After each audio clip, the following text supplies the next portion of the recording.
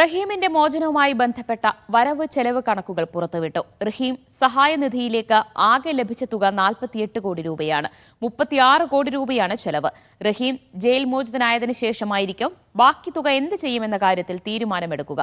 അബ്ദുൾ റഹീം legal assistant trust കമ്മിറ്റിയുടേതാണ് കണക്കുകൾ. അബ്ദുൾ റഹീമിന്റെ മോചനത്തിനായുള്ള ദിയാധനം സ്വരൂപിക്കുന്നതിന്റെ ഭാഗമായാണ് crowd funding നടത്തിയത്.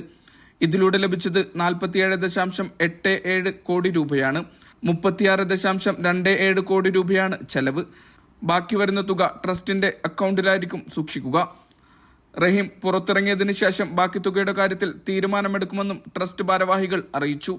ഓഡിറ്റ് റിപ്പോർട്ട് ഉൾപ്പെടെയുള്ള വിശദമായ കണക്കാണ് പുറത്തുവിട്ടത്. നവംബർ 17 ഞായറാഴ്ചയാണ് റിയാദ് ക്രിമിനൽ കോടതി സിറ്റിംഗ് അനുവദിച്ചിട്ടുള്ളത്. മോചന ഉത്തരവ് അന്നുണ്ടാകുമെന്നാണ് പ്രതീക്ഷിക്കുന്നത്. റിയാദിലെത്തിയ റഹീമിന്റെ ഉമ്മടങ്ങിയ കുടുംബം കഴിഞ്ഞ ദിവസം റഹീമിനെ ജയിലിൽ സന്ദർശിച്ചിരുന്നു.